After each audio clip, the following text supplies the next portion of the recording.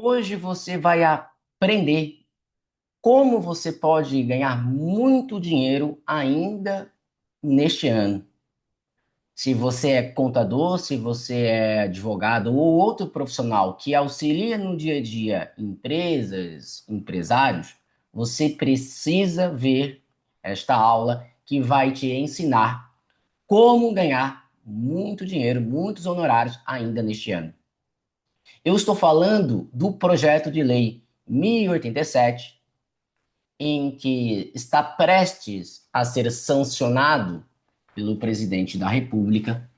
E esse projeto de lei que vem aí conceder isenção para pessoas físicas que ganham aí no dia a dia, no mês a mês, até R$ 5.000 no mês, é o mesmo projeto que também trata aí da possibilidade da taxação de lucros e dividendos, que de uma certa forma, mesmo que indireta, pode haver essa possibilidade.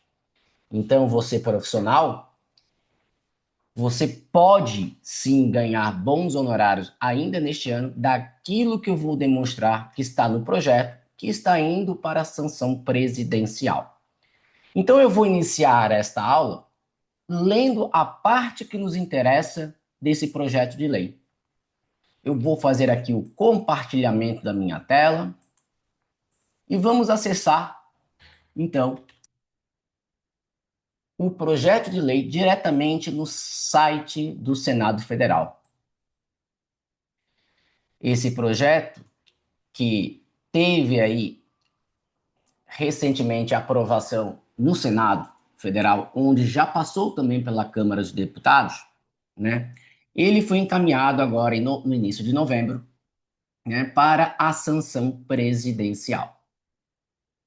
Aqui você tem acesso à minuta, né, daquele projeto que foi, então, aprovado recentemente pelo Senado e possivelmente é o que vai ser sancionado pelo presidente ainda este ano, já que, pelo princípio da anterioridade anual, já que o objetivo do governo, que isso passe a vigorar, passa a ter efeitos já a partir de 1º de janeiro de 2026, precisa ser aprovado neste ano, né? Já que é uma exigência da Constituição Federal. No entanto, não há necessidade do cumprimento da anterioridade nonagesimal, ou seja, aquela que só pode ter efeitos, aquela nova regra tributária, somente após 90 dias de publicada a lei. Não se aplica aqui essa nonagesimal, somente a anterioridade anual. Por isso que em breve, então, ainda neste mês de novembro ou em dezembro, teremos a sanção dessa proposta de lei. E vale destacar que, a depender do momento que você esteja vendo esta aula, talvez já tenha virado lei. Mas, como foi dito, basicamente, esse é o texto, né, que saiu, foi aprovado pelo Senado e será elevado, então, à sanção presidencial. O que nos interessa olhar aqui? O grande ponto a ser observado, né, é o artigo 16A, que fala da tributação anual de altas rendas. Tem um outro dispositivo que é parecido com esse, que é o 6A, o artigo 6A. Ele fala da retenção mensal.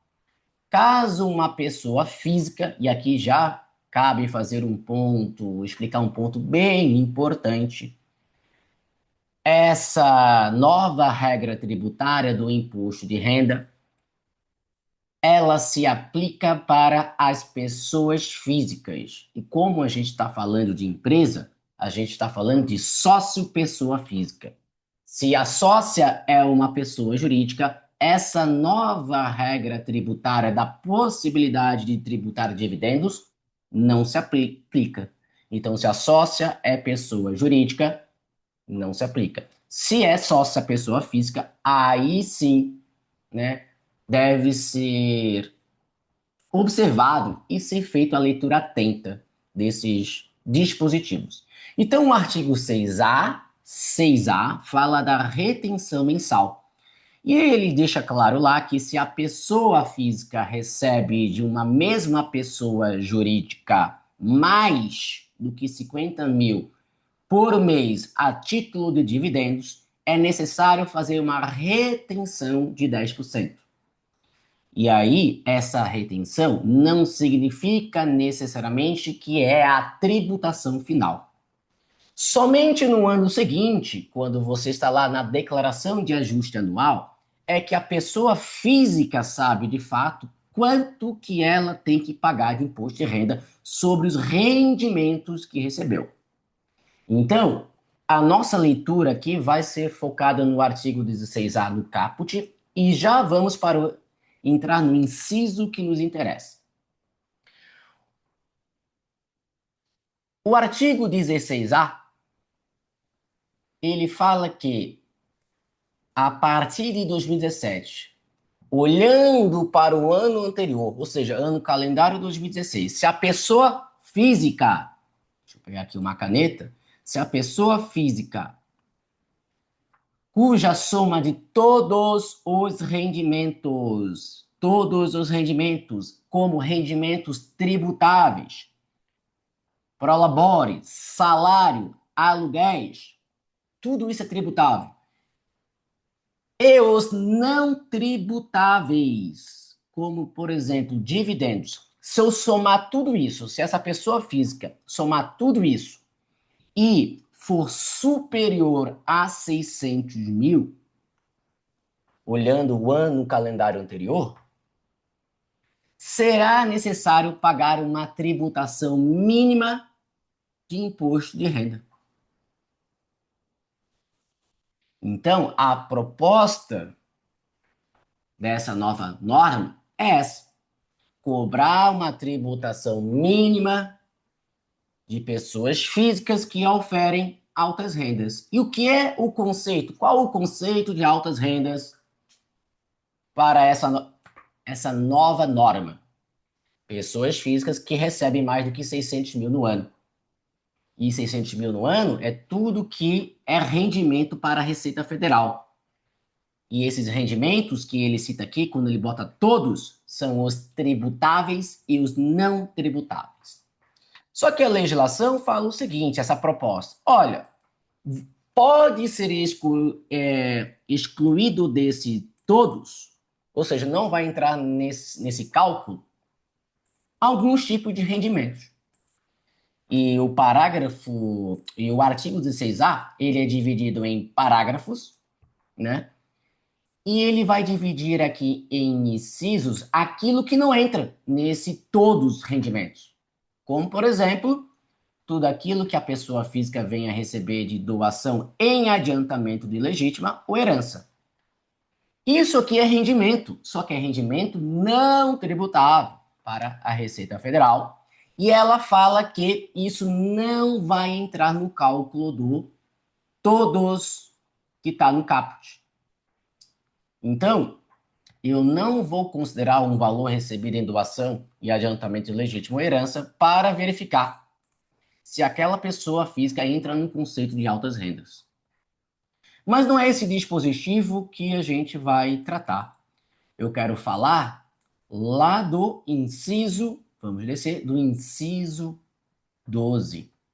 O inciso 12, ele fala que, olha, não vai entrar no cálculo do caput do 16A, do todos os rendimentos, os lucros e dividendos.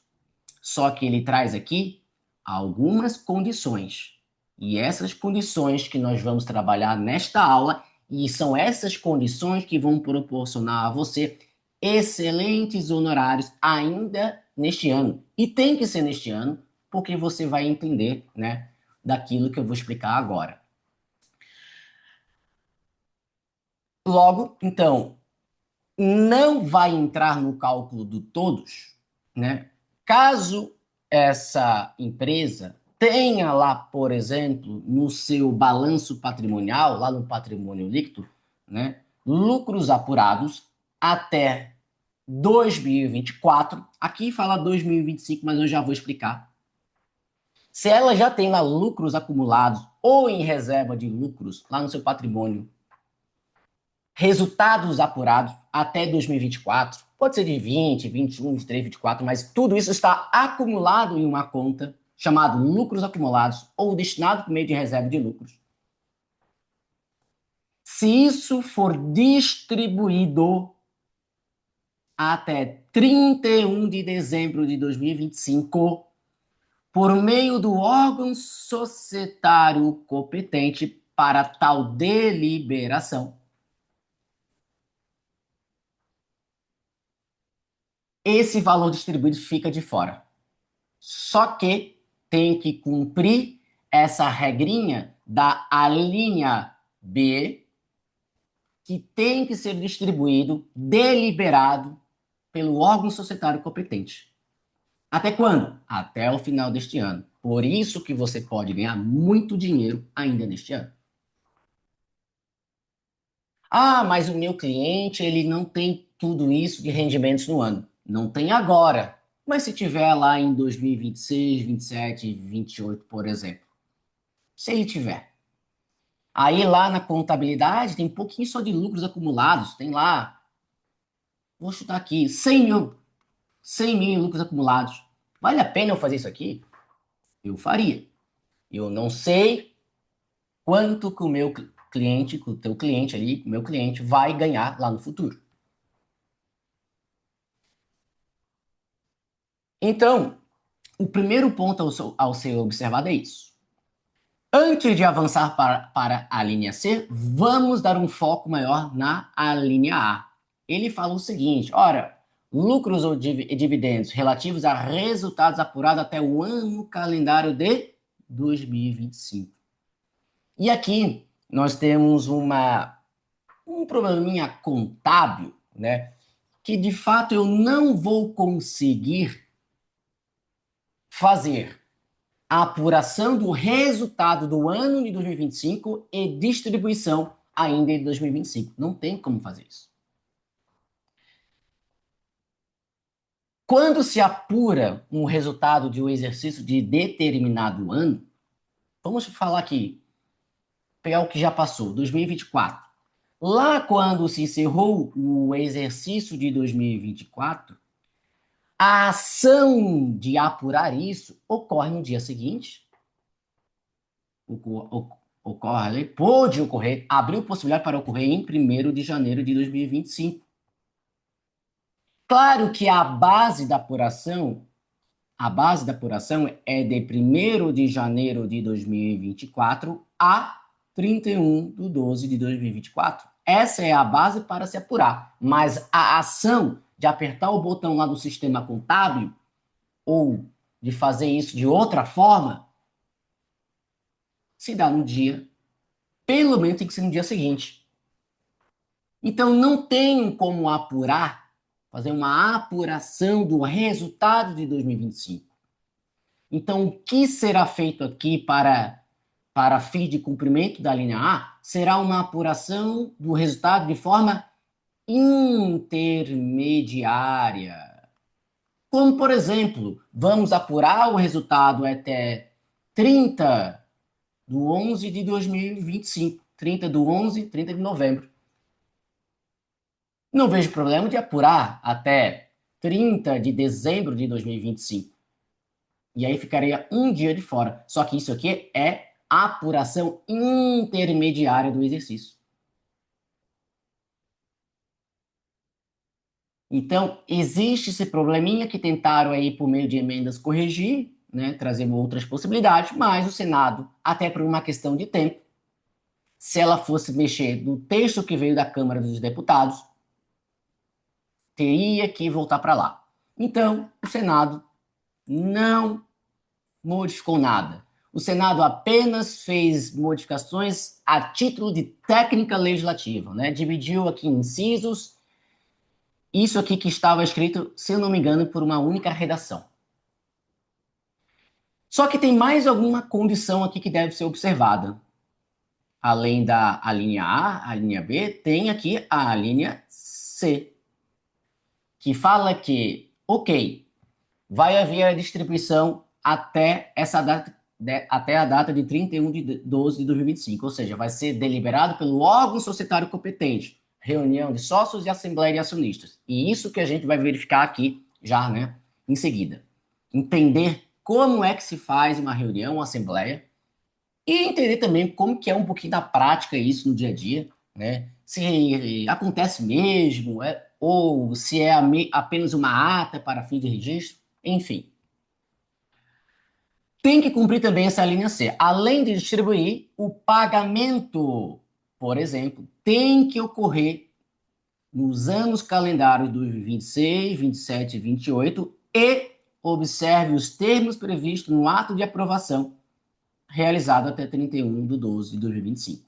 Então, o pagamento tem que ocorrer nesses anos calendários. E aqui já vai dar um probleminha de choque com a Lei das Sociedades por Ações, artigo 205, parágrafo 3º, que nós vamos ver lá no final desta aula. Entender, será que afasta a regra da SA? Como que a gente pode interpretar melhor isso aqui? Então tem que cumprir isso aqui. Então nós podemos perceber que nós temos aí uma forma de ganhar muito dinheiro ainda neste ano, você que presta serviço para empresários, que você vai chamar ele, e mesmo que ele não tenha todo esse rendimento anual, o seu histórico de anos anteriores demonstra que ele não está recebendo, somando tudo, mais do que 600 mil, mas eu sugiro que você faça essa deliberação, pois ele pode vir a ganhar lá no futuro. Se ele lá em 2027 teve bons resultados, e aí você que ele teve lá rendimentos de 500 mil no ano, e ele decide distribuir lucros acumulados somente em 2027, deliberando isso, e tinha lá no lucros acumulados 300 mil, esse 300 mil não vai ficar de fora, porque a deliberação não observou essa regrinha da linha B, já que não foi deliberado em 2025.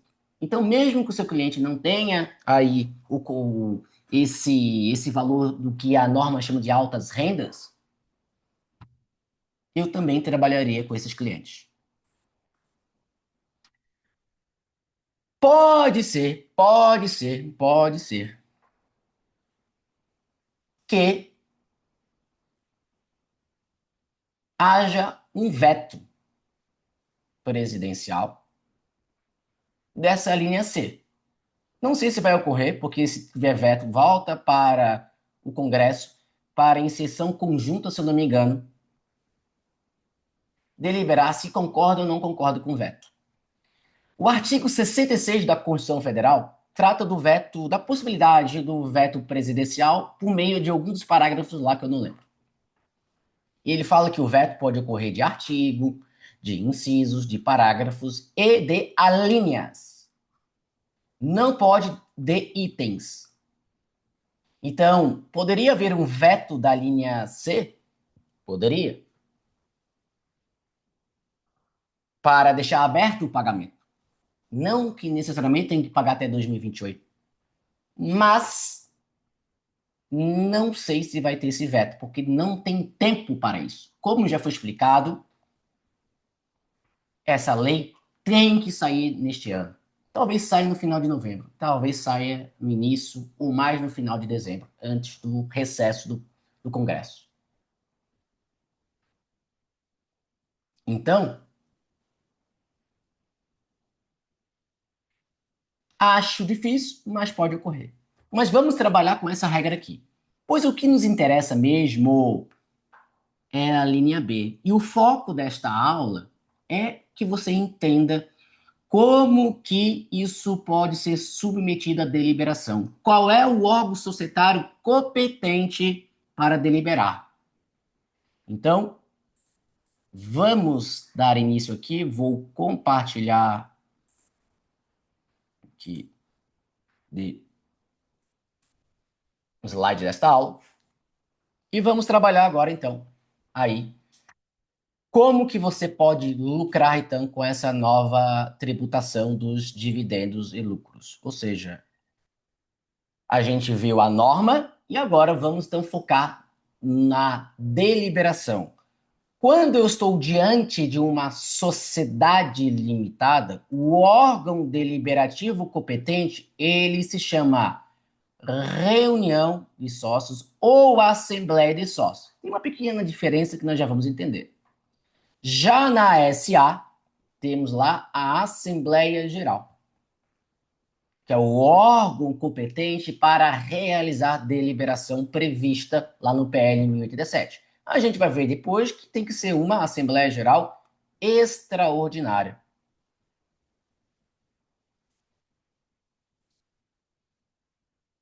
para fazer isso. Então, eu tenho aqui na limitada a reunião ou Assembleia de Sócios e na anônima a Assembleia Geral.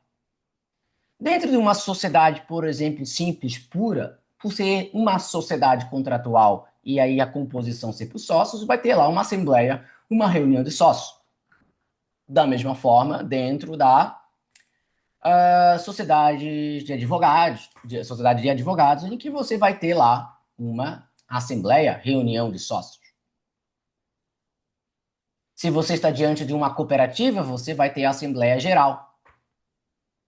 Se você está diante de uma sociedade limitada com um sócio, se você chamar isso de reunião ou assembleia de sócio, tem junta comercial que não vai implicar. Mas você pode chamar lá de decisão do sócio único, conforme consta na instrução normativa do DREI 81, anexo 4. Mas enfim, trabalhando aqui de uma forma geral, na limitada a gente vai trabalhar com reunião ou assembleia de sócio. Na SA com assembleia geral. Dessas deliberações que são realizadas em reunião ou assembleia, que é o órgão deliberativo competente para deliberar aquilo que o PL 1087 está falando, vai sair uma ata. E essa ata deve cumprir formalidades mínimas, ter elementos mínimos para que seja corretamente registrada na junta comercial, no cartório de pessoas jurídicas, se for uma sociedade simples pura, por exemplo, ou simples, né, mas do tipo societário limitada. Se for uma SA, existe uma regrinha ali que você leva a registrar a certidão da ata, que nós já vamos entender. Mas, da deliberação, sai uma ata. E é nessa ata que tem que constar aquelas exigências do PL 1087 que você vai especificar. Olha, os sócios deliberam a distribuição a título de dividendos, os lucros acumulados, os valores que estão lá em reserva de lucros de exercícios anteriores e também deliberam lá a distribuição de lucros apurados de forma intermediária. Ou seja, aquilo que está ocorrendo dentro do exercício de 2025 que ocorreu. Então tem que ter essa previsão. Eu já adianto que, como se trata de um marco temporal que se tributa ou não tributa, eu entendo que essas atas devem estar registradas na junta comercial, ou no cartório de pessoa jurídica, ou na OAB, se for uma sociedade de advogados.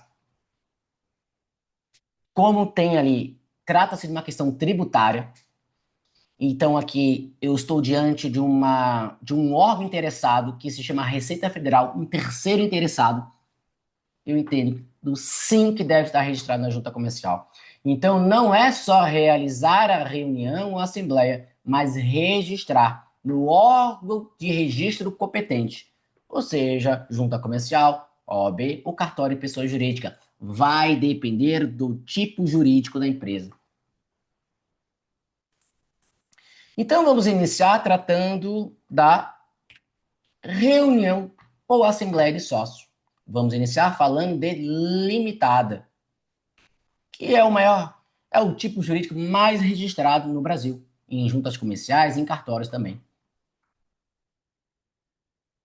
Qual é a diferença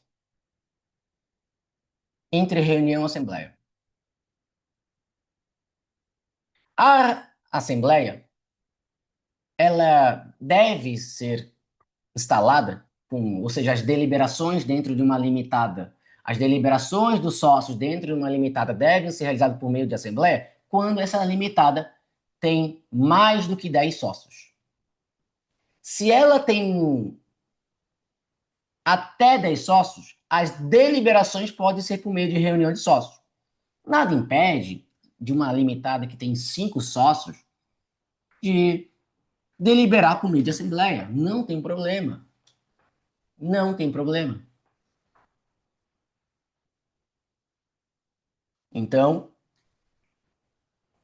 passou de 10 sócios, é obrigatória a deliberação ser por meio de assembleia. Tem até 10 sócios, pode ser por meio de reunião. A reunião, em regra, é algo mais flexível e que o contrato pode ditar as regras da reunião, conforme a interpretação do Código Civil. Já a Assembleia é algo mais burocrático e que, em regra, interpretando o Código Civil, deve seguir as regras que começam lá no 1071. São regras mais rígidas, com necessidade de observar a legislação.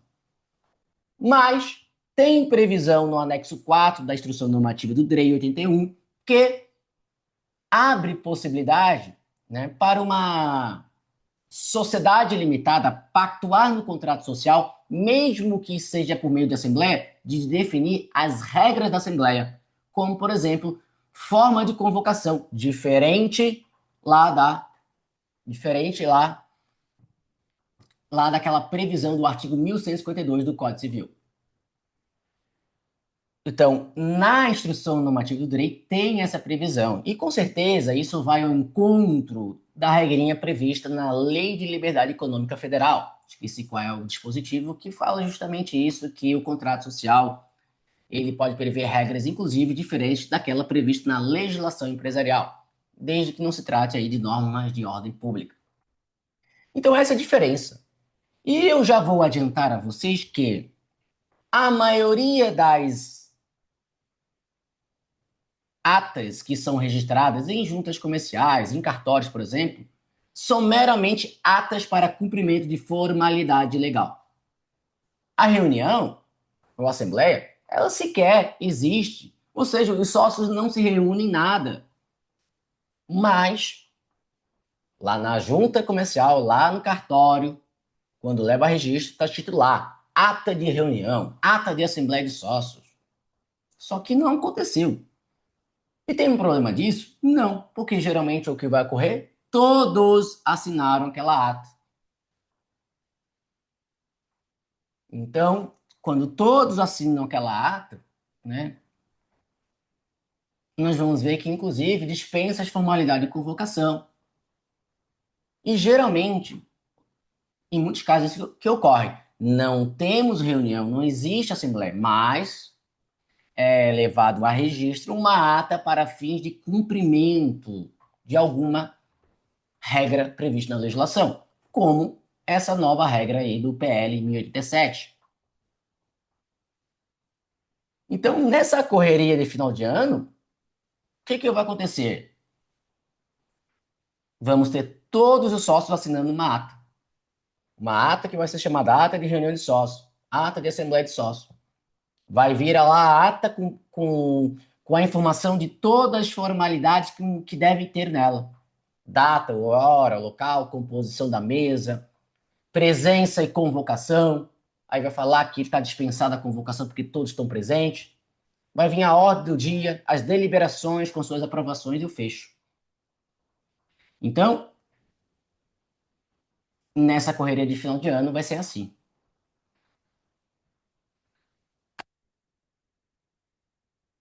Vamos dar sequência aqui. Ah, mas, se você tem necessidade, por exemplo, Se você tem necessidade, por exemplo, de convocar uma reunião, uma assembleia, você vai aprender como que se convoca, o que deve ser observado de quórum de instalação, de quórum de deliberação. E é isso que a gente vai tratar aqui. Na limitada, é muito difícil ter isso. Isso é mais comum na SA. Quando se tem uma reunião de verdade, uma assembleia, né?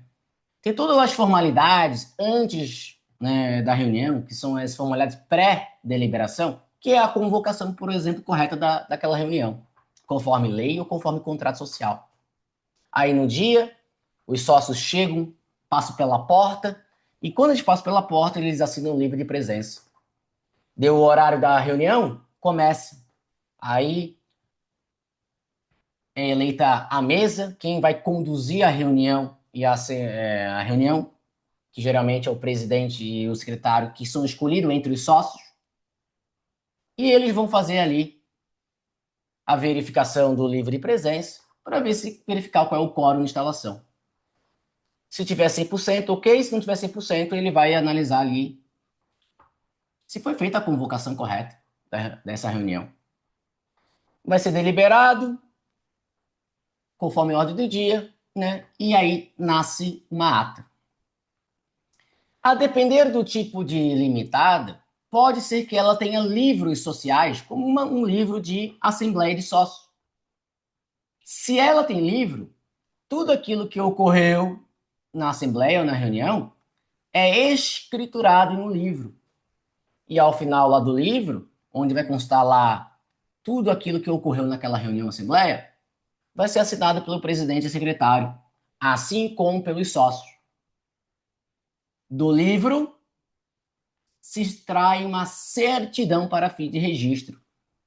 O que seria a certidão? Aquilo é exatamente o que está no livro.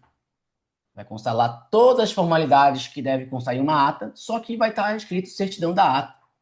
E onde você informa para terceiros que você vai levar a registro ou para outros fins legais que se trata de uma certidão. Lá no fecho do documento consta uma informação em que vai constar lá que certifica-se que é cópia fiel daquela lavrada no livro. E basta que, no caso da limitada, o presidente e o secretário da Assembleia ou da reunião de sócios assinar aquela certidão. Não precisa todos os sócios assinarem. Mas, geralmente, as sociedades limitadas não trabalham com livro societário, né? Então, não é algo, primeiro, não é obrigatório na limitada. A gente vai ver que na SA já é diferente. Artigo 100 da LSA, da Lei 6.404, os livros sociais são obrigatórios. Na limitada não tem essa obrigação. Então, a maioria não tem. Recomenda-se que aquelas sociedades maiores, mais robustas, tenham, mas não é obrigatório. Então, se não tem livro, não vai ter certidão.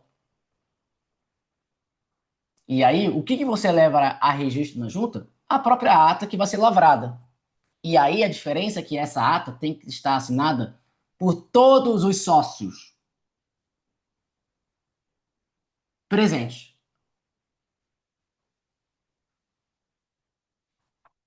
Então, todos os sócios vão assinar a ata, que vai ser levado a registro na junta. Poderia se interpretar que somente precisa assinar aqueles que têm o número mínimo do quórum para aprovar a matéria? Poderia. Só que você vai encontrar barreiras na junta comercial, que vai exigir que a assinatura de todos. Porque você vai informar lá, na hora da convocação, que foi dispensado, tendo em vista a presença de todos. E aí a junta vai exigir que todos assinem. Tá certo isso? Em regra, não, pois poderia ser apresentado como um documento anexo ao processo a lista de presença, onde constaria a assinatura de todos.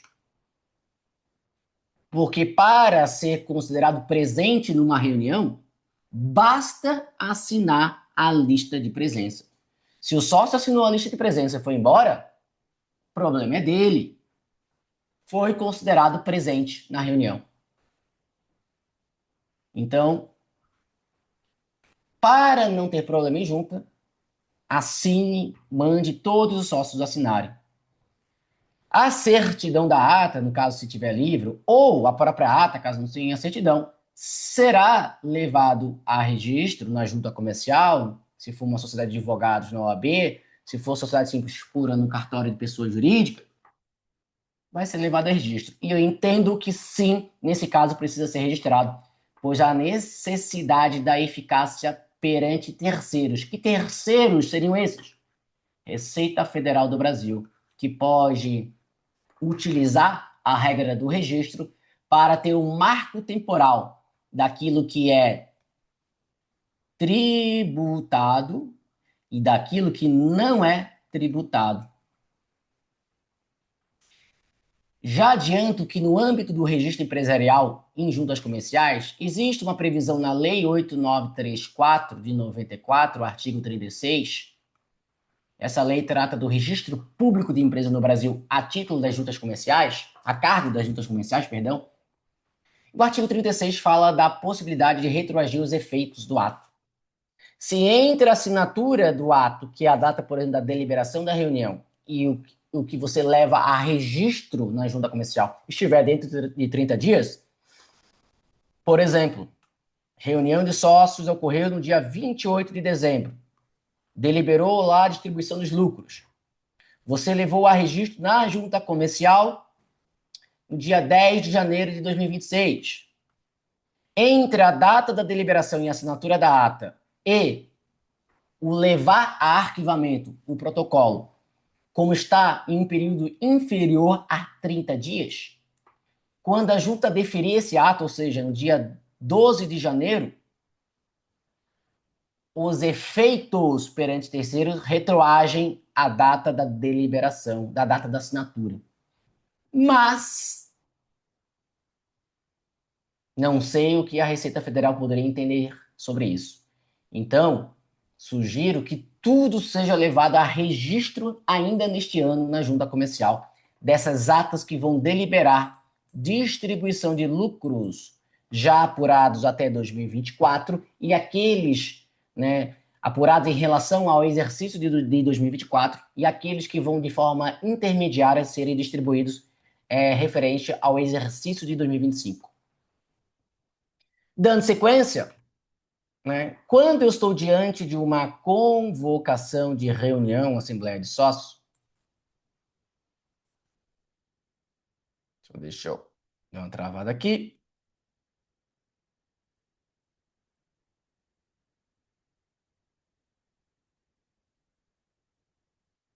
Deixa eu compartilhar novamente. Foi.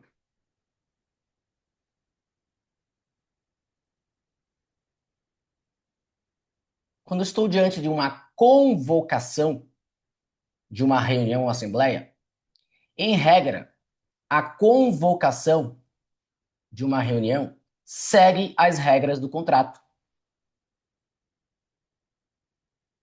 O Código Civil, no 1079, fala o seguinte: se o contrato social não prevê regra, segue as regras que eu vou definir aqui no Código Civil. E aí você tem que seguir o Código Civil. Então há uma certa liberdade para os sócios dentro de uma limitada que se reúne por meio de deliberação e reunião de escolher as regras, inclusive a regra de convocação.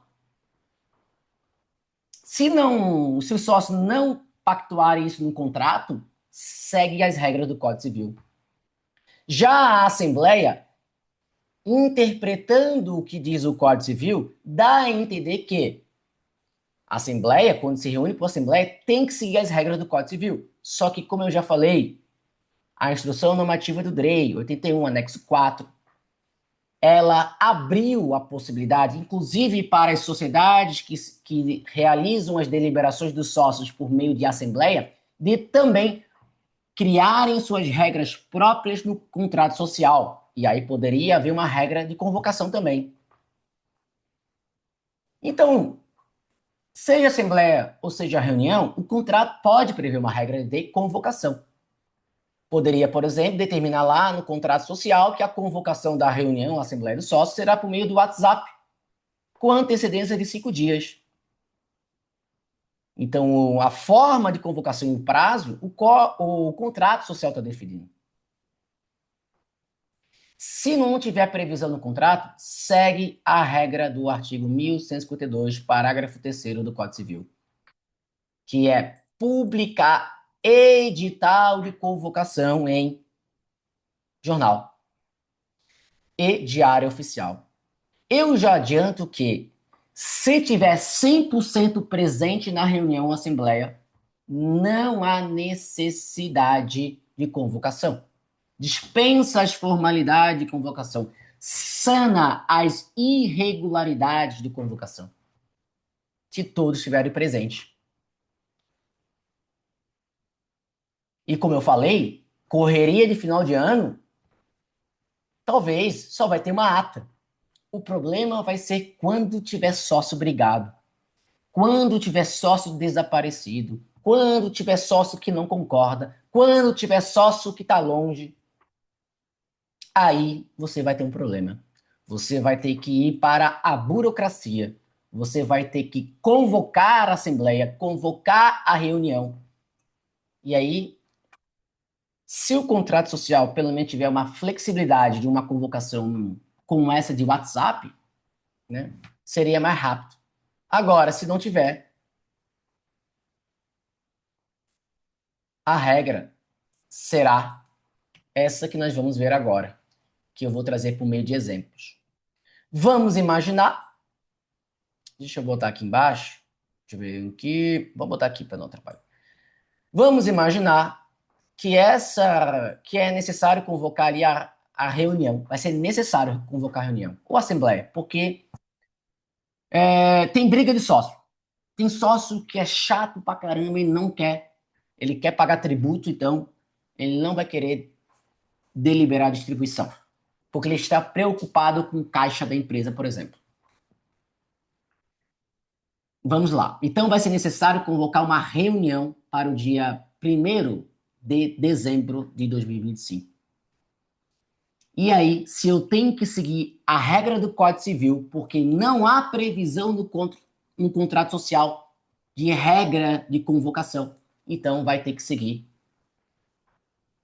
o Código Civil. E essa previsão está lá no artigo 1152, vamos pegar aqui, parágrafo 3º, que ele fala que o anúncio de convocação da Assembleia de Sócios será publicada por 3 vezes, ao menos, devendo mediar entre a data da primeira inserção e da realização o prazo de 8 dias para a primeira convocação e de 5 dias para as posteriores.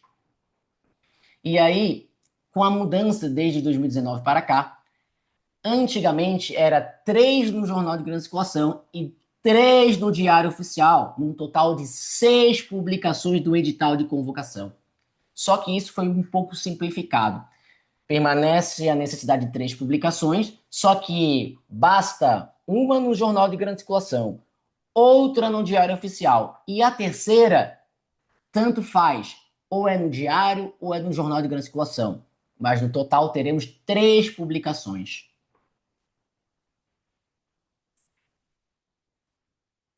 E aqui um ponto importante que precisa ser interpretado, né? Quando o parágrafo 3º fala, olha, será publicado por 3 vezes, ao menos, devendo mediar entre a data da primeira inserção, da primeira publicação do edital e a realização da Assembleia, 8 dias. Só que esse 8 dias é quando ele está falando da primeira chamada para uma reunião.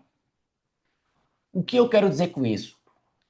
Foi convocada a reunião para essa data aqui. Isso é a primeira convocação, é a primeira chamada. Aí chamaram uma reunião para o dia 1º. Fizeram 3 inserções, 3 publicações do edital. A primeira com 8 dias e as 2 demais publicações é antes da Assembleia. Aí chegou no dia da Assembleia, da reunião de sócios, não tinha quórum para instalar. O que deve ocorrer? Vai todo mundo para casa. Todo mundo para casa. E é necessário agora realizar uma nova chamada, uma nova convocação, o que o Código Civil chama aqui para as posteriores. Então eu vou fazer mais 3 publicações do edital. Diário Oficial, Jornal de Grande Circulação e a terceira escolhe entre um e outro. Só que a primeira inserção, a primeira publicação do edital é com 5 dias de antecedência. E aí, lá no dia da Assembleia, basta aí, acho que é qualquer número para se instalar em segunda, se eu não me engano.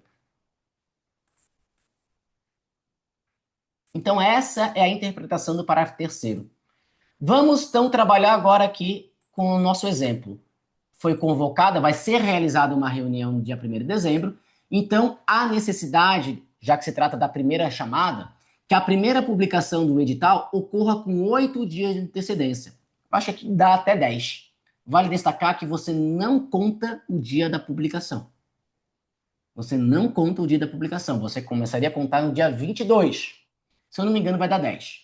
Então, publicou lá. Publicou onde? Publicou no Jornal de Grande Circulação. Aí, necessita fazer mais 2 publicações ainda do edital. A segunda ocorreu no dia 24/11/2025. Fechou.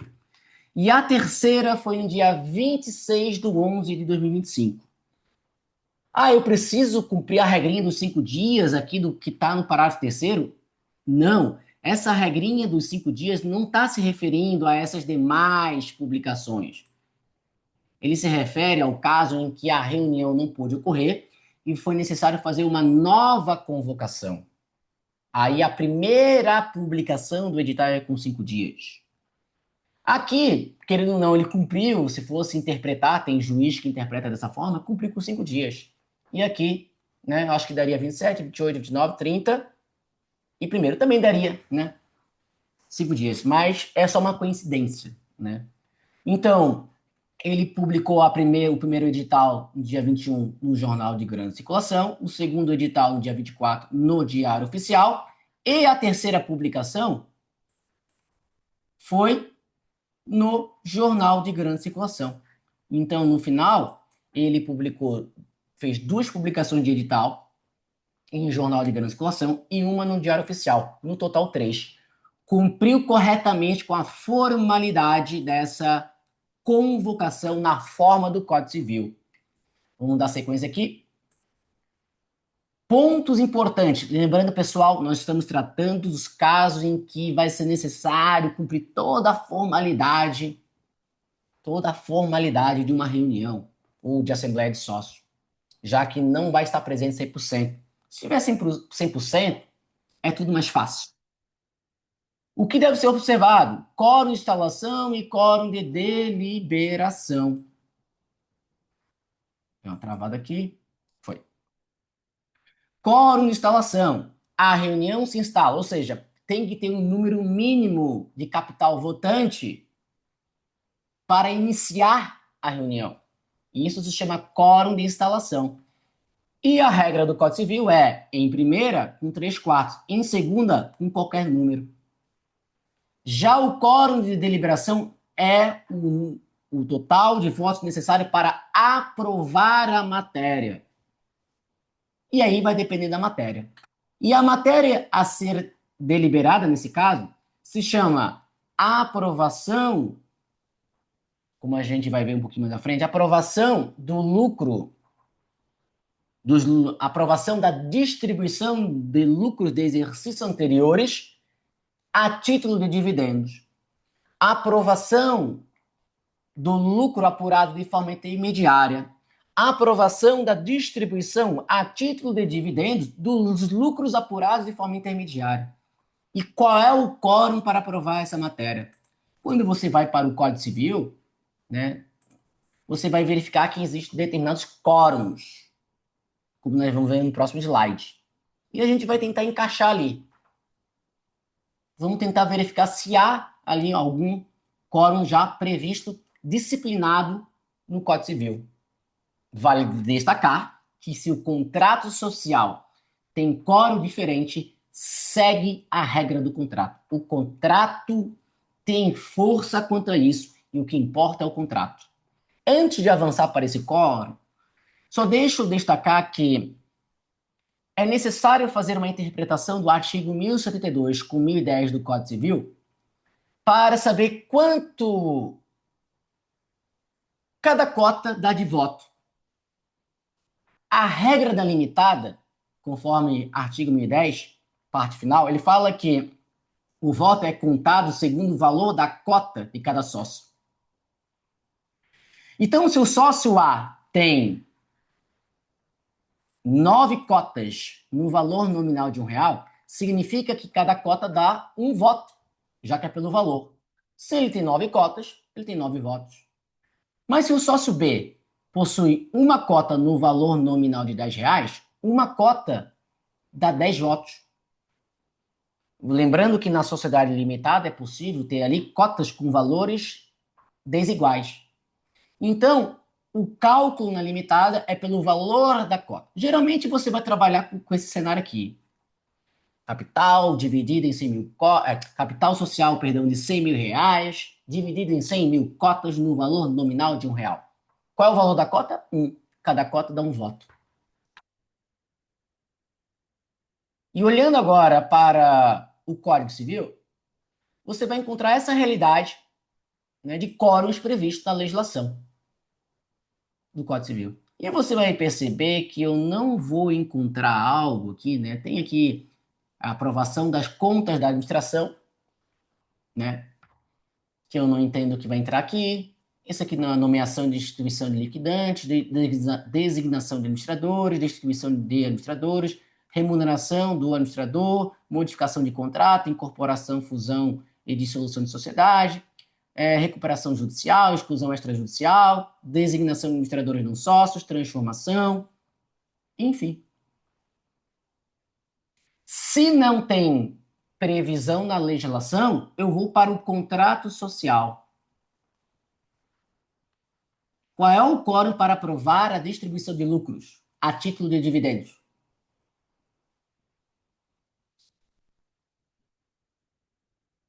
É o contrato social que vai me dizer. Ah, mas o contrato social também não tem regra. Se não tem regra, vai ter que ser aplicado o quórum, vamos dizer assim, que é o quórum geral das limitadas, o quórum padrão. O quórum padrão é maioria simples. O que isso significa? Que basta a maioria dos presentes aprovar a matéria. Vamos imaginar aqui uma sociedade limitada. Sociedade limitada. Tem 4 sócios.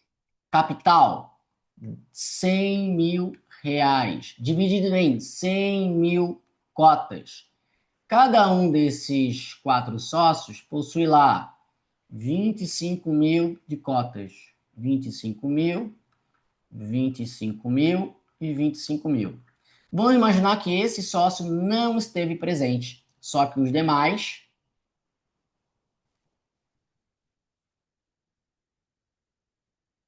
estiveram presentes, 75%. 3/4 estiveram presentes. Tem quórum para instalar? Tem. Foi necessário convocar? Foi. E na hora de deliberar, como é maioria simples? Basta a maioria dos presentes. Eu vou considerar 75 mil cotas para saber qual é a metade disso aqui. Então, bastaria 2 sócios aprovarem essa distribuição. Um não consegue, mas 2 sim. Então, a maioria simples é isso. A maioria absoluta, como tem aqui, que é modificar contrato social, por exemplo, eu olho para o total de cotas do capital social que dão, que dão direito a voto. Olharia para 100 mil. Então, a interpretação aqui seria a maioria simples para aprovar a matéria, salvo disposição diferente lá no contrato social. Vamos imaginar aqui um exemplo, né? Vai ser necessário, então, convocar essa reunião, Assembleia de Sócios, para o dia 1º de dezembro de 2025, né? E aí, qual é o objetivo? É apurar o resultado de forma intermediária até 30/11, porque os sócios querem distribuir a título de dividendos esse resultado apurado do exercício de 2025, que é um resultado apurado de forma intermediária, né? Vão distribuir aqui. Para isso, vamos imaginar que não vai estar presente 100%. Se não vai estar presente 100%, tem que realizar a convocação da reunião assembleia, daquilo que a gente viu, com 8 dias, pelo menos, de antecedência. Aqui cumpriu até mais do que 8. Então, foi publicado dia 20/11, 24/11 e 26/11. Jornal de Grande Circulação, Diário Oficial e Jornal de Grande Circulação. Então, cumpriu as formalidades de convocação, vai chegar no dia da assembleia ou reunião, vão deliberar a matéria, vai se verificar se há quórum de instalação, se há quórum para aprovar a matéria, e daquilo que é deliberado é lavrada uma ata para fins de registro na junta comercial. Né? E eu botei aqui, né, já o registro no dia 2 de dezembro, para não ter problema, registra isso no próprio exercício, né, para não ter problema, né, para ficar isso bem ali, dar uma maior segurança. Aqui alguns exemplos que poderiam constar de ordem do dia e deliberação, né? Aqui alguns exemplos. Constaria lá que a aprovação da apuração dos lucros intermediários, ou seja, os sócios, né, fica aprovada a apuração intermediária dos lucros do exercício de 2025 até a data tal, 30/11, por exemplo, no montante tal, conforme balanço especial apresentado pela administração, observadas desde demonstrações contábeis e critérios de apuração adotados pela contabilidade da sociedade.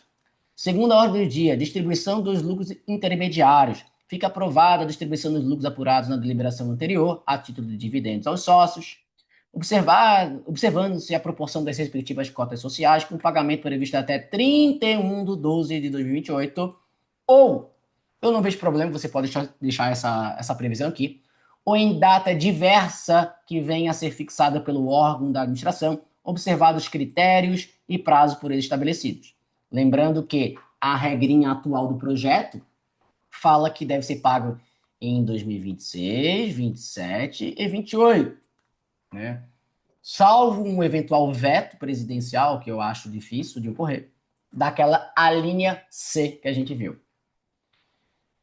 Também é possível, não há necessidade, mas você poderia tirar essa previsão aqui no final, mas se quiser pode deixar, que a aprovação desta deliberação fica condicionada ao devido reconhecimento contábil do creditamento dos dividendos, o qual deverá ocorrer até 31 de dezembro de 2025. Ou seja, houve a deliberação, tem a ata, então agora se faz a escrituração na contabilidade, o reconhecimento contábil. Aquilo que estava, por exemplo, lá no PL, que foi apurado de forma intermediária, já nem fica ali. Vai para o passivo exigível, vira ali uma dívida para a empresa.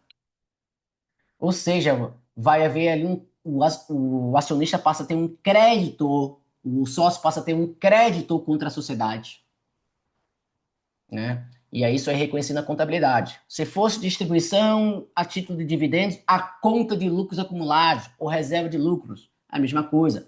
Vai ser baixado aquele valor do PL, do patrimônio líquido, e eu reconheço isso lá no passivo exigível. A empresa passa a ter uma dívida com o sócio. Aqui alguns exemplos, né?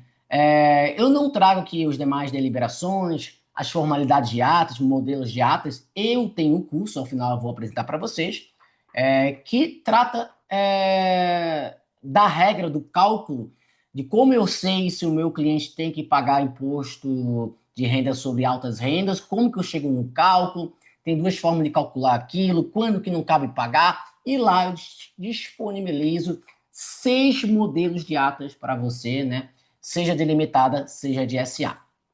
Vamos avançar e vamos falar agora do órgão competente na sociedade anônima, chamado de Assembleia Geral.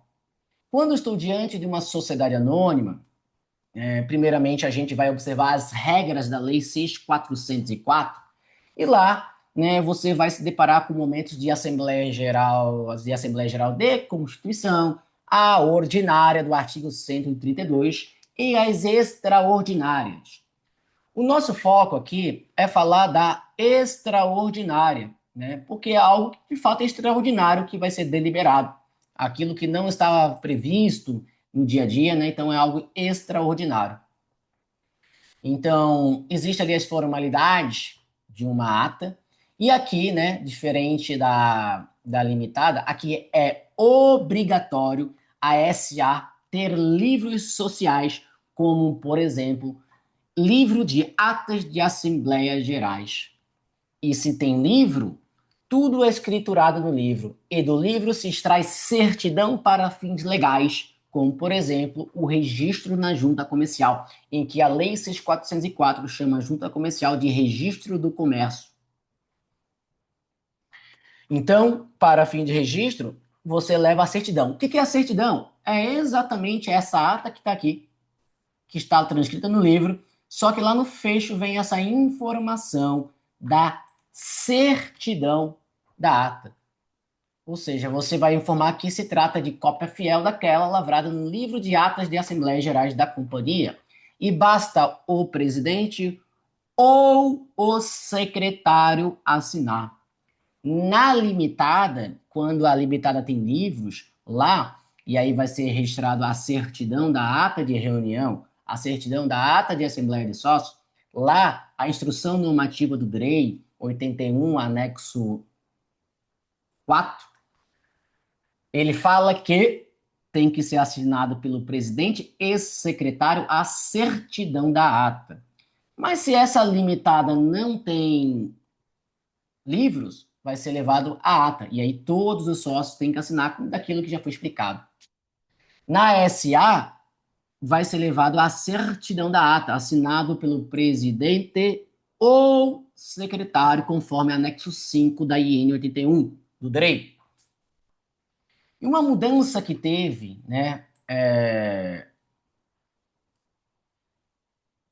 recentemente, né, mas pouco aí aparece, é que antes, quando você estava diante de uma SA e levava a registro à certidão, tinha que nominar os acionistas presentes que assinaram a original do livro. E isso não precisa mais, como a gente vai ver no próximo slide. Então, quando eu estou diante de uma SA, eu vou ter esses procedimentos aqui. Vai ter lá a Assembleia Geral, que tem formalidade para convocar corretamente, tem todo aquele formalismo do dia da Assembleia, de compor a mesa. E lembrando, quando os acionistas chegaram na reunião, na Assembleia, eles assinaram o livro de presença, é outro livro obrigatório. Aí é composto a mesa, é feita todas aquelas formalidades iniciais para ver se tem quórum de instalação, se a convocação foi feita corretamente, é feita a leitura da ordem do dia, começa a deliberar, e aí tudo é escriturado no livro, ou seja, é lavrado no livro tudo aquilo que ocorreu. E esse livro vai ser assinado pelos presentes e pelo acionista, pelo presidente e secretário da Assembleia. Do livro se extrai a certidão para fins legais, como registro na junta comercial, como nós já vimos. E aí, é esse ponto que eu queria falar. Houve uma previsão na uma previsão que se você, eu vou até abrir para você entender, fica melhor. Houve uma mudança, uma revogação promovida pela Instrução Normativa DREI 01 de 2024. Não confundir com a IN 01 de 2025, que trata sobre nome empresarial, é de 2024.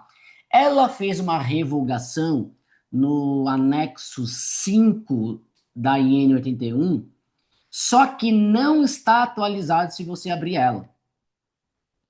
Vamos abrir aqui o site do DREI para ficar mais claro isso que eu quero te explicar. Vamos voltar aqui, vamos voltar lá para... Vamos voltar aqui. DREI. Entrando aqui no site do DREI, vamos nas instruções normativas. Quando eu for abrir a IN 81, anexo 5, que me interessa, e aí, como o nosso foco é trabalhar com Assembleia Geral extraordinária, eu já vou direto lá para a extraordinária, né? Quando você está diante do... Deixa eu abrir aqui por completo. Quando eu estou aqui na parte inicial, ele vai tratar na seção 1 da Constituição, capítulo 2, seção 1 da Constituição. Na seção 2, ele vai trabalhar sobre a Assembleia Geral Ordinária, como está aqui. O que nos interessa é olhar a seção 3, que vai tratar da Assembleia Geral Extraordinária. E quando eu estou aqui na seção 3 do capítulo 2, né, ele vai tratar das formalidades que devem constar na... Deixa eu aumentar aqui. Devem constar na certidão da ata. Aquela que você leva a registro na junta comercial.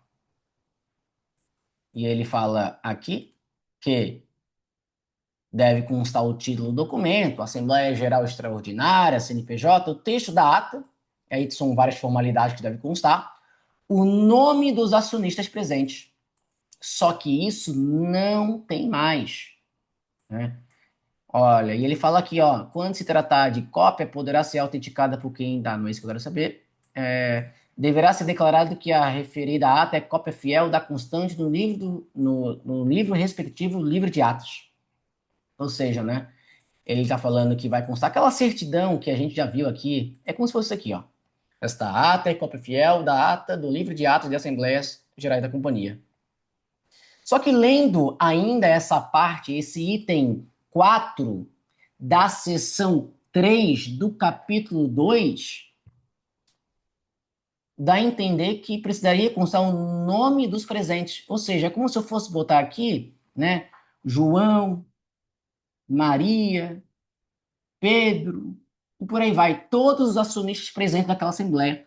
Só que, como eu falei, houve uma revogação que não foi atualizada na própria Instrução Normativa do DREI, a 81, anexo 5. Essa revogação foi feita pela IN 01 de 2024. E é isso que eu quero demonstrar. Vou deixar até essa aqui aberta, né? Vamos verificar aqui a 01. Você vai perceber que tem a 01 de 2025 aqui, que não me interessa, ela trata sobre nome empresarial. Eu quero saber dessa aqui de 2024. Quando eu faço aqui a abertura dessa instrução normativa, lá no final, no artigo 8º, cadê? Artigo 8º. O artigo 8º, ele trata das revogações que essa IN do direito está fazendo. E ele fala o seguinte, olha, da instrução normativa 81, ele começa a tratar aqui, do manual de empresário, fica revogado isso aqui. Vamos lá. Do manual de limitada, fica revogado isso aqui. Do manual de SA, anexo 5, fica revogado o quê?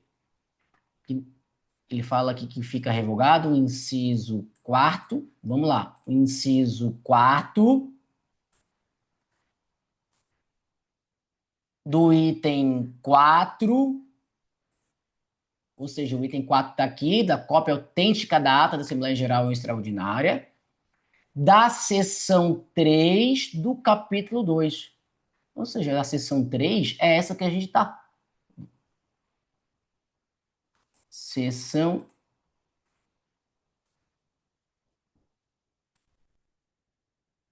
3.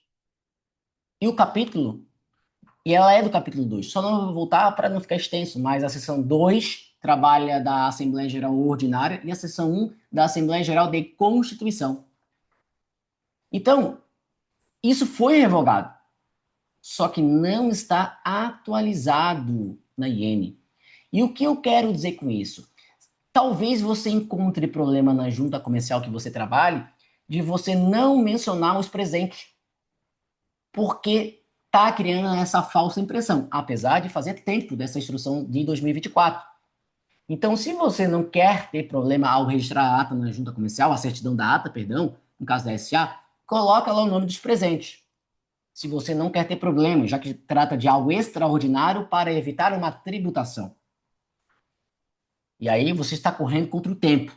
Mas, se você não quer, você não quer colocar, mas se entrar em exigência, você tem fundamento na 01 de 2024. Você tem que explicar para o analista da junta comercial que, olha, ok, mas houve revogação, esqueceram de atualizar ali.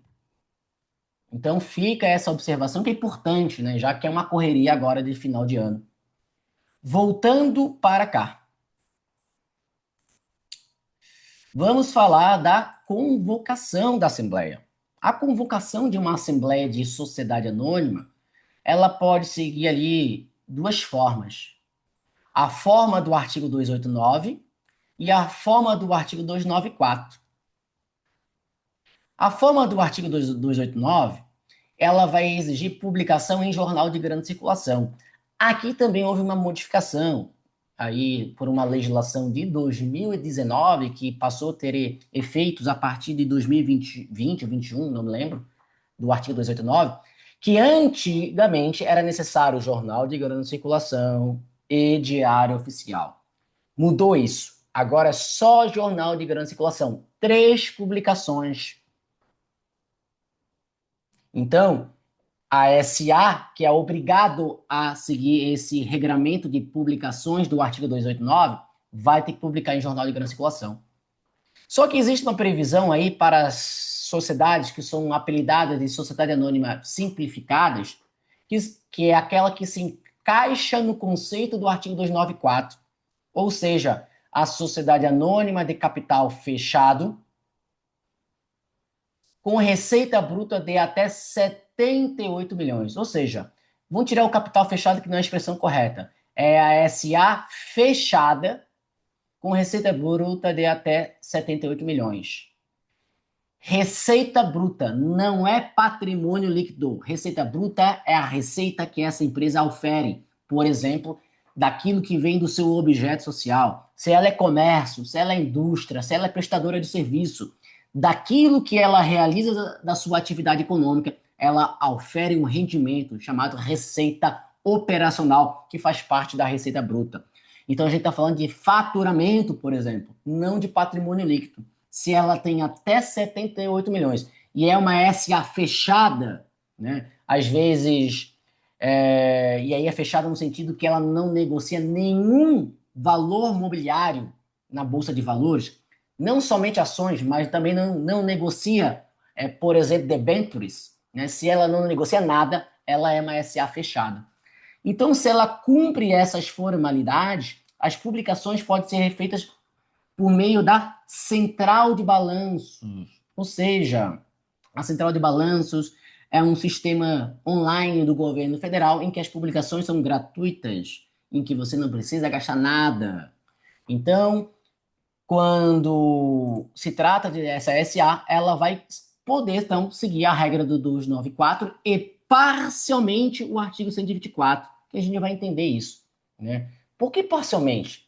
Esse artigo 124, né, só para explicar, ele fala que as publicações de uma convocação, de uma reunião, de uma assembleia de SA, e aqui eu estou falando da fechada, por exemplo, que me interessa falar, ela é feita 3 vezes, sendo que a primeira é com 8 dias de antecedência, bem parecido com a limitada.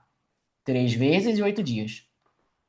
Aí você já vai entender por que se aplica parcialmente esse dispositivo aqui, quando se trata da publicação na central da central de balanço, porque é uma SA que se encaixa no conceito do caput do 294. Vamos verificar primeiramente como é que se convoca uma Assembleia Geral, seja ordinária, seja extraordinária, o que nos interessa de fato aqui, né, tratar, de uma SA fechada, mas que precisa seguir a regra do artigo 289, porque ela tem lá uma receita bruta anual de 200 milhões, né? É mais do que aquilo previsto no caput de 294. Então, ela tem que seguir publicações, vamos dizer que é a regra, o artigo 289, e a exceção seria o 294, que talvez na prática a exceção é a regra, mas enfim. Vamos lá. Como que é feito essa publicação do edital conforme artigo 289 e instrução normativa do DREI anexo 5, a IN DREI 81? Você vai verificar que se de uma certa forma houve uma flexibilidade, perdão, que não há necessidade mais de diário oficial, mas há uma certa burocracia que deve ser seguido para publicar um edital no jornal de grande circulação. O que diz a instrução normativa do DREI? Basicamente, se eu vou realizar uma assembleia no dia 1º de 12 de 2025, como eu estou diante de uma SA fechada, eu tenho que publicar o primeiro edital com 8 dias de antecedência. Só que a instrução normativa do DREI fala o seguinte: olha, você vai fazer no impresso um resumo desse edital. E no impresso vai ter um QR Code para a publicação do periódico digital, ou seja, do jornal digital. No mesmo dia, então, teremos um impresso e o no digital. Então, vai ter que ser pago o impresso, de forma resumida, e o digital, com a mesma publicação no mesmo dia e, óbvio, do mesmo jornal. Então, lá no periódico digital, vai vir o edital completo. E no impresso, resumido, um QR Code levando para lá. Isso é o que está na instrução normativa do DREI. Na prática, é outra história. Esses cumprimentos aqui. Vamos lá. Segundo, vamos dizer que daí foi feita uma segunda publicação, já que são três. Aí a segunda publicação, perdão, foi no dia 24/11. A mesma regrinha. Impresso, resumido. Periódico digital, o completo. E a terceira publicação, né? Feita no jornal de grande circulação, em que vai ter no impresso o resumido e no periódico digital o completo, né? Então são três publicações, impresso e digital. Querendo ou não, é meio que seis, né? Se você for verificar. Impresso, digital, impresso, digital, impresso, digital. Sempre ali, né? Claro, quando é impresso e digital, no mesmo jornal. Três publicações, tudo em jornal de grande circulação, não é diário oficial. E teve uma decisão recente, se não me engano, do STF, não lembro quem é que teve essa decisão.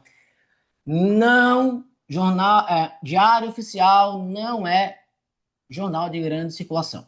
Então não adianta fazer diário oficial achando que vai ser jornal de grande circulação. Não sei se a decisão foi do STJ, não lembro. Foi recente. Então tem que ser no jornal de grande circulação. Se for a SA do artigo 294, qual é a regra? Se a Assembleia vai ocorrer no dia 1º de dezembro, existe a previsão, então, da possibilidade, por se tratar de uma SA do artigo 294, SA com receita bruta anual de até 78 milhões, receita e não patrimônio, receita, e aí ela pode fazer a publicação na central de balança do edital de convocação. Só que saiu um ofício do DREI lá em 2022 explicando olha, a central de balanço, ele não é, de fato, um periódico, um jornal, como o tradicional jornal de grande circulação que tem edições. A partir do momento que você publica na central de balanço, aquilo lá fica lá todos os dias. Então não tem sentido você seguir a regrinha seguir a regrinha de três publicações do artigo 124. Por isso que eu falei que o 124 se aplica parcialmente, porque eu vou cumprir os 8 dias eu permaneço, mas eu preciso apenas de uma única publicação na central de balanço. Então eu vou cumprir 8 dias de antecedência, aqui deu até mais, mas é uma única publicação. Então é uma aplicação parcial do artigo 124, e isso está aqui no próprio ofício do DREI. Né? Se você abrir, você vai encontrar isso, uma única publicação. Mas deve ser observado o prazo legal para a realização dessa primeira e única convocação, que é 8 dias. Então essa é a forma de convocar uma SA do artigo 294. E aqui, claro, né, não existe aquele resumido e completo. É de forma completa. Uma única na central de balanço, trazendo todo o edital na sua íntegra. E quanto que vale o voto na SA? Nós vimos que na limitada o cálculo é pelo valor da cota. Se o sócio A possui 9 cotas no valor nominal de R$1, cada cota dá um voto. Se ele tem 9 cotas, tem 9 votos. Se o sócio B tem uma cota no valor de R$10, uma cota vale 10 o voto. Então, se ele tem uma cota, tem 10 votos. Aqui ele seria o majoritário, o sócio B. Já na SA, o cálculo ele é feito pela quantidade de ações e não pelo valor. Então, se o acionista A tem 9 ações, pouco importa se tem ou não tem valor nominal, tem 9 votos. Porque cada ação dá um voto. Uma ação, um voto. Artigo 110 da Lei 6.404. Ah, tem o 110A, mas aqui é voto plural e não vou entrar no mérito.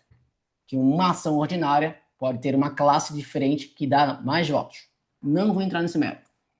Então, o cálculo, a regra da SA é uma ação, um voto. Então, se o acionista B tem uma ação, ele vai ter um voto. Vou tirar isso aqui. É um voto. Quem seria o majoritário aqui? O A. Então, há essa diferença entre limitada e SA. Lembrando que a SA pode ter valor nominal, as ações, o valor nominal, não estou falando preço de emissão, pode ter valor nominal, mas se tiver, todos deverão ter o mesmo valor nominal, todas as ações. Vamos fazer aqui um exemplo, né? Tomada de conta dos administradores. Vamos mudar isso aqui, que não é tomada de conta dos administradores. Vamos mudar aqui na hora, uma assembleia para tratar da distribuição de lucros. Vamos botar aqui, distribuição de lucros, como está ali. Só que é uma distribuição de lucros de uma sociedade anônima fechada. Eu acho que eu já vou mudar o próximo slide para eu não precisar. Vou mudar aqui. Deixa eu ver aqui. Fechou. Distribuição de lucros. Distribuição de lucros. Né? Distribuição de lucros de uma sociedade anônima, vamos botar aqui embaixo, anônima, fechada, que deve seguir a regrinha do artigo 289. Vamos imaginar que é uma distribuição, é claro, do lucro do próprio exercício, né? É o lucro ali apurado dentro do exercício de 2025, onde serão distribuídos dividendos intercalares. Existe uma regrinha que eu vou explicar bem rapidamente, né? Sobre essa regrinha, que deve ter uma previsão, primeiramente, no Estatuto sobre o levantamento intermediário de balanço, ou seja, uma apuração intermediária semestral, bimestral, mensal, né? E para fazer essa distribuição de dividendos intercalares, podendo o estatuto também autorizar o órgão de administração a fazer essa distribuição, se tiver previsão no estatuto. E órgão de administração nós temos conselho de administração ou diretoria. Né? Então vamos observar uma regrinha aqui. A assembleia vai ocorrer no dia 1º de dezembro de 2025. Né? Então vai ter a apuração do resultado de forma intermediária 30/11, conforme permitido pelo Estatuto Social, permite. E aí vai haver a publicação no Jornal de Grande Circulação do edital de convocação, no dia 21, 24 e 26. Né? Chegou lá no dia da Assembleia, todo mundo se reuniu, feito todas as formalidades, foi deliberado, foi aprovado, ok, tudo certo. E aí vai ser lavrada, escriturado no livro o que ocorreu, lá a ata é escriturada no livro, e do livro é extraído certidão para fins de registro na junta comercial. E aí, quando eu estou falando daquela Assembleia Geral Ordinária do artigo 132, existe um procedimento previsto no artigo 134 que fala o seguinte: olha, registrou no registro do comércio, ou seja, registrou na junta, publica. Ou seja, publica a certidão registrada na junta. E o artigo 289, parágrafo 5º, fala o seguinte, que todas as publicações, ou seja, 289, parágrafo 5º, fala o seguinte, todas as publicações que a lei manda, você também tem que registrar na junta.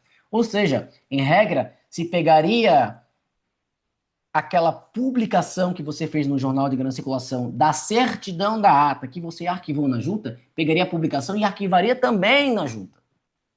Na prática, ninguém faz isso.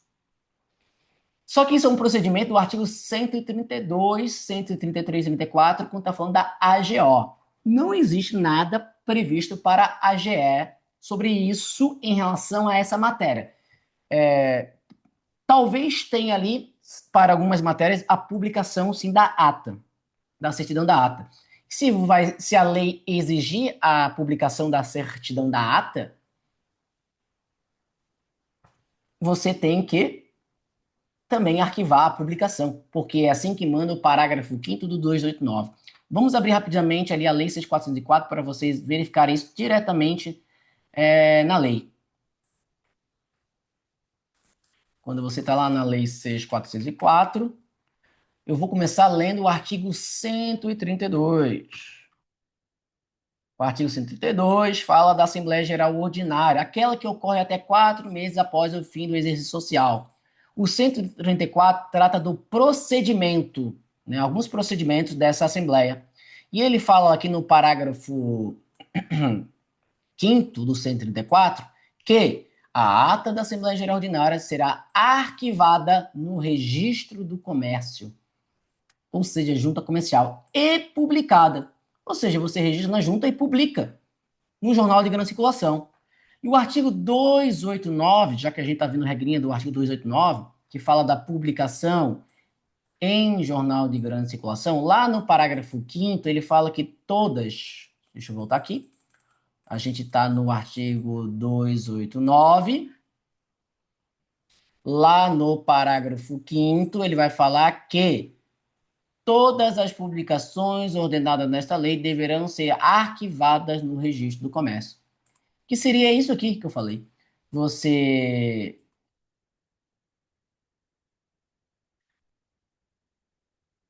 registra, arquiva no registro do comércio, ou seja, registra na junta comercial, publica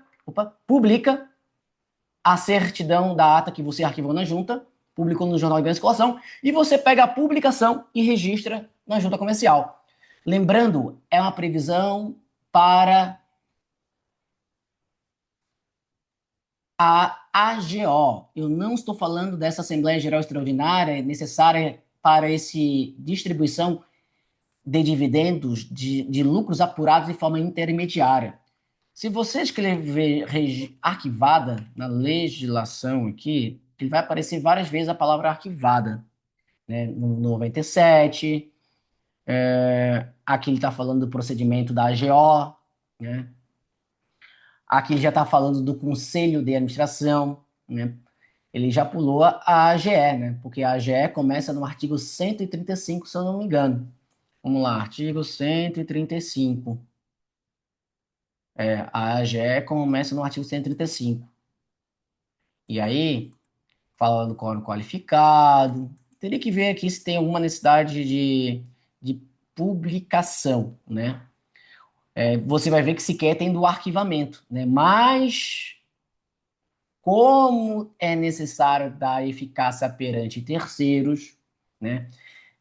Eu entendo que sim, é necessário, né, essa AGE estar registrada na junta comercial. O artigo 142 fala do Conselho de Administração. Só que tem um ponto aqui que é interessante para fim de interpretação, se daquilo que é necessário ser levado a registro ou não. O parágrafo primeiro fala que serão arquivadas no registro do comércio e publicadas as atas de reunião do conselho. É outro órgão de deliberação, não estou falando da AGE, mas ele fala que tem que ser levada a arquivamento as atas que contiverem deliberação destinada a produzir efeitos perante terceiros. E aí, a Receita Federal pode entender que as atas especificamente dessa distribuição, que é um marco temporal, que a partir de 2026, tudo que é distribuído, né, não estaria, né, fora do altas rendas, e tudo aquilo que foi distribuído antes estaria fora, né? Tudo aquilo que de 2026 para frente estaria dentro do altas rendas, perdão, e tudo aquilo que é anterior a 2026, até 31/12/2025, que foi distribuído, estaria fora dos altas rendas, ou seja, não contaria para chegar naquele valor de 600 mil a mais, né, de uma pessoa física que recebe rendimentos. Então, eu entendo que essa ata é importante estar registrada na junta comercial. Deixa eu botar aqui a palavra arquivada, mas acho que não vai ter também. Arquivada. Vamos ver, 74.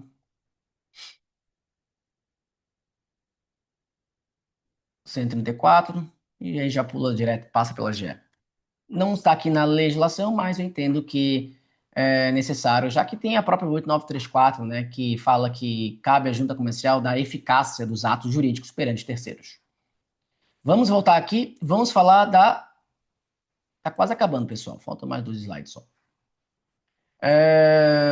Vamos lá. Tenho aqui a regrinha de uma Assembleia Geral Extraordinária que vai deliberar sobre a distribuição de lucros apurados de forma intermediária a título de dividendos. E aí, o que eu o que aconteceria no caso se é uma SA fechada que pode seguir a regrinha da central de balanço?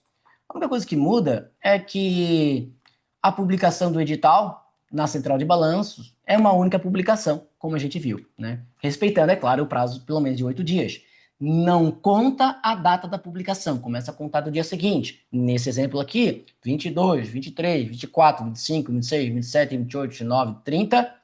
Primeiro, eu conto o dia da Assembleia, deu 10 dias, mas eu não conto o dia da publicação. Então, cumpriu pelo menos 8, deu até 10. E aí vai ser deliberado, vai ser lavrado no livro o que ocorreu naquela assembleia, vai ser extraída uma certidão para fim de registro na junta, e a mesma regrinha que eu te falei ali, né? Tá, registrei na junta. É necessário publicar na central de balanço? Para mim, que nesse caso específico, bastaria, tanto da regrinha do 289 ou esta do 294, bastaria arquivar na junta, né? Agora, publicar essa AGE específica, seja lá no Jornal de Grande Circulação ou na Central de Balanço, eu entendo que não, né? E aqui, só para título de curiosidade, né? Aquela regrinha do parágrafo 5º do artigo 289 não se aplica para as SAs que fazem publicação na forma do artigo 294, porque o parágrafo 5º é um dispositivo do artigo 289, que trata da publicação em jornal de grande circulação. Quando a publicação é na central de balanço, não tem necessidade de pegar a publicação da central de balanço e arquivar na junta.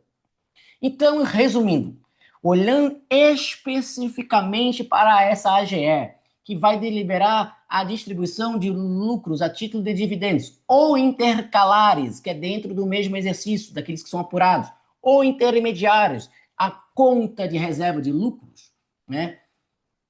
Essa AGE específica eu entendo que sim, arquiva na junta, mas não haveria necessidade de publicar no jornal de grande circulação ou na central de balanço o arquivamento que foi feito na junta. O arquivamento deve ser feito, agora a publicação não há necessidade. Aqui um exemplo de deliberação,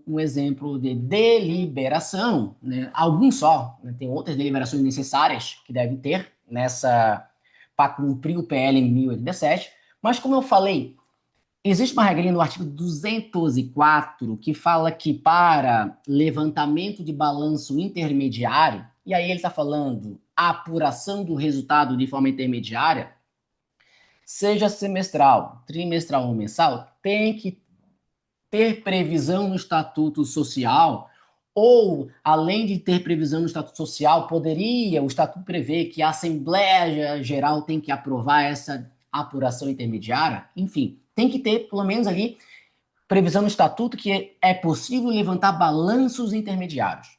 E aí, então, talvez, a depender da SA que você trabalha, é necessário ter uma primeira deliberação na ordem do dia, que vai constar isso numa ata, que para fim de registro é certidão da ata. E quando você leva a registro na junta, você tem que cumprir formalidades. Qual é a forma correta de você informar numa deliberação? Isso se aplica também para a limitada, tá, pessoal?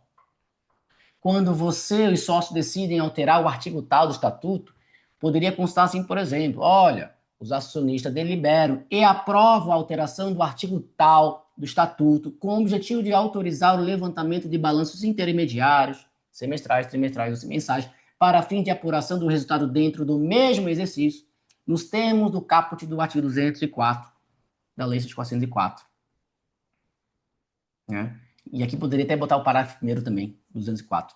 Em razão da deliberação aprovada, o artigo tal do estatuto passa a vigorar com a seguinte redação. Você tem que dar nova redação ao estatuto, ao artigo do estatuto. Vamos dizer que o caput não mudou nada, né? Permanece aqui, o exercício social é anual, ele fala as demonstrações contábeis que a empresa vai levantar ainda, não precisa nem especificar, mas especificou. E teria que um parágrafo primeiro, falando que a sociedade poderá levantar balanço semestral, trimestral ou mensal para fim de apuração de resultados intermediários. E teria uma previsão do parágrafo segundo aqui, que nem precisaria constar no meu entendimento, mas está aqui, que a Assembleia pode, a qualquer momento, deliberar a distribuição de dividendos intermediários à conta de reserva de lucros existente no último balanço. Então, aqui é um exemplo de deliberação, é um só. Aqui, né, não vou dar sequência nas demais deliberações, mas lá no meu curso, em que eu fiz, o curso ali que trata sobre o cálculo da forma que você chega para saber se o seu cliente vai ter que pagar imposto de renda conforme o PL em 1087, olhando, claro, o mundo empresarial, o mundo societário, o mundo da distribuição de dividendos, se tem que pagar, não tem que pagar, se vai pagar, como que se calcula? Lá nesse curso eu disponibilizo 6 atas, né, em que você pode ter acesso, né, a esses modelos, tanto da reunião, como da Assembleia de Sócios, como a Assembleia Geral Extraordinária.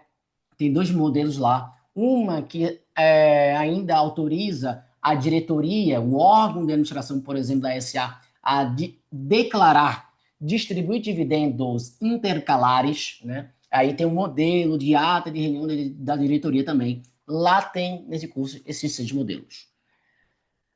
Basicamente, aqui o nosso essa aula chega ao fim. Eu deixo aqui disponibilizado para vocês tanto a minha rede social, o Instagram, onde lá eu faço publicações, fica à vontade, né, para acessar e seguir. Assim como também, né, eu disponibilizo aqui o site do curso, né, se você... Eu vou até entrar aqui, o site do próprio curso, em que você pode ter acesso lá a esse, para fazer a compra. Vamos botar aqui. Vamos acessar rapidinho. Basta você clicar em cursos, né? Tem esses aqui disponíveis, né? Tem um que já está pronto sobre a parte de tributação dentro de holding, quando a integralização com bens imóveis, né? Observando aí as novas regras do IBS e CBS. Tem aqui esse que é referente à taxação de dividendos, né? Tem mais 3 que estão em produção, que faltam ainda finalizar, mas vamos entrar aqui. Aqui você tem disponível as informações mínimas do curso, são 4 aulas, 6 modelos, né? E aí outras informações ainda está por esse valor, né? Talvez aumente. E aqui, né, quando você quer comprar o curso, vai te levar lá para o Hotmart e quem comprar, né, vai ter acesso aqui, deixa eu só para finalizar, né? Vai ter acesso aqui à tela do curso em que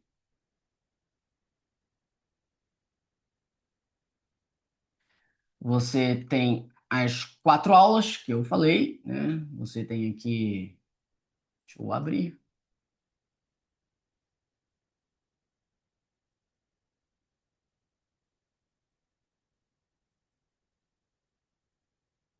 Do imposto de renda. Aqui eu estava vendo, aqui tem um cálculo, é um dos cálculos que você chega na alíquota da lei, né? Explica aqui a parte da lei primeiramente, né? E, claro, explica a lei, possibilidade, né, do cálculo, como você calcula aquilo, o cálculo do imposto de renda mínimo, a depender ali da regrinha da pessoa, se ela recebe mais do que 600 e está menos de 1.200.000, ou mais de 1.200.000, e quando deve ou não deve pagar esse imposto de renda mínima.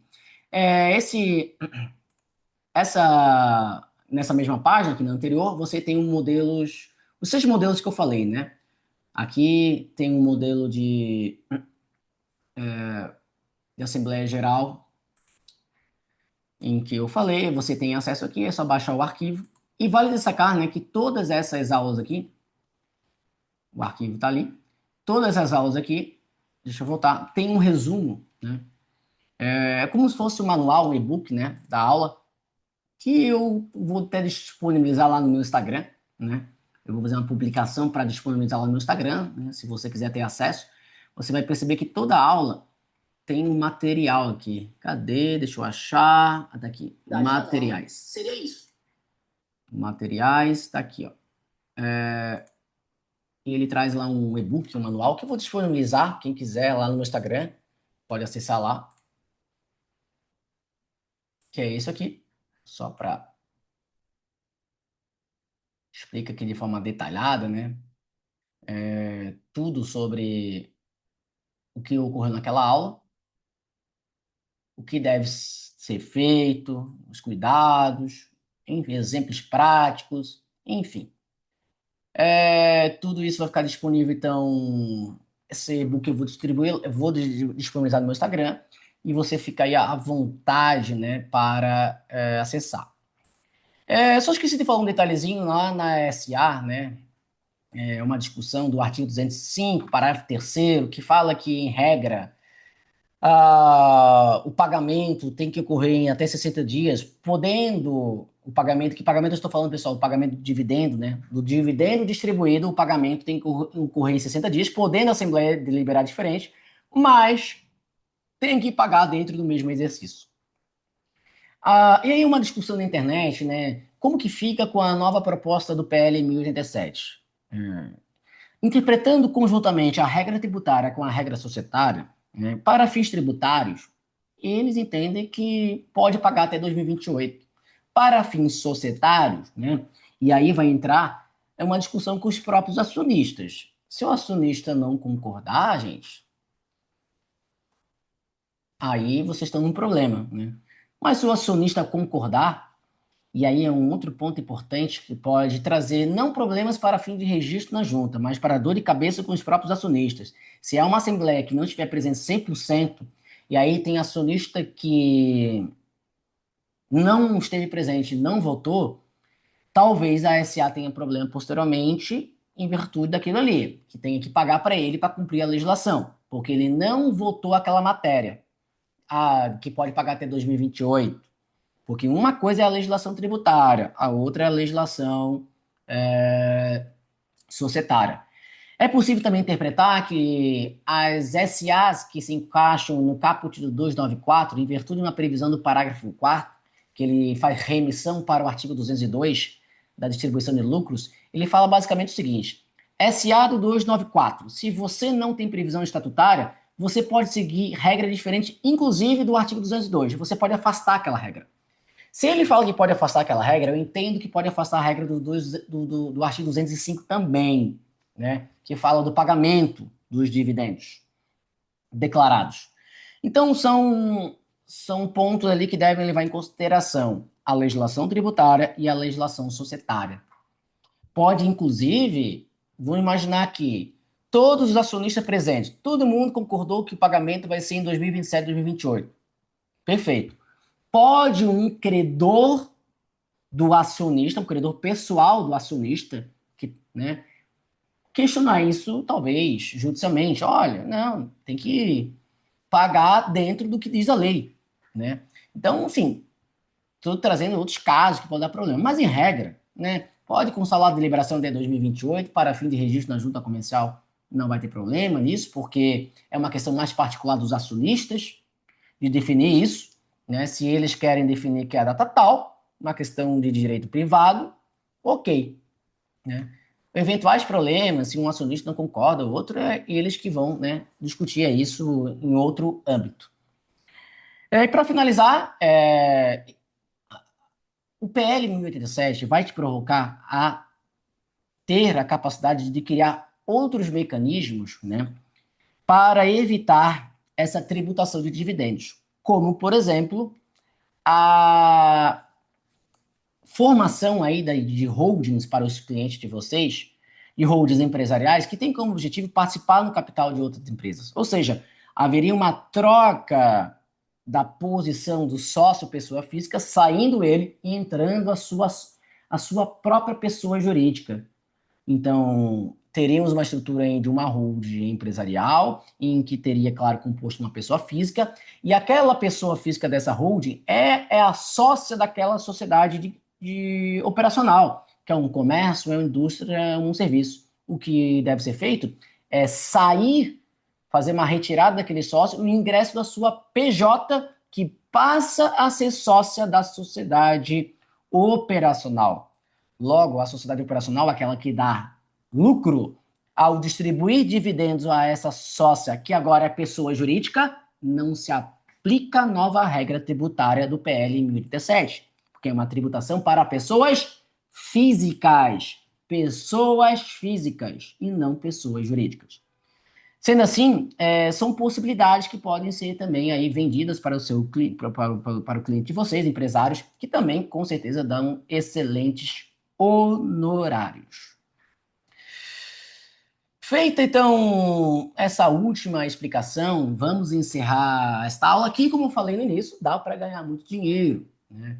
E com esse serviço que deve ser feito até 31/12/2025. Em regra, você vai trabalhar com uma ata para registrar na junta comercial. Em casos específicos, né, você, né, vai ter que seguir as regrinhas do Código Civil ou da Lei 6.404, quando não tem sócio presente, acionista que não está presente, né? É necessário observar todas as regrinhas de convocação, quórum de instalação, quórum de deliberação, né, para aprovar a matéria. Em regra, como eu falei, é uma ata. E lá no meu curso, né, eu entrego essa ata para você, um modelo, são 6 modelos, em que você vai ter acesso, né, a essa ata para fim de registro na junta comercial. Pessoal, obrigado e aí até uma próxima aula, um próximo vídeo. Até mais.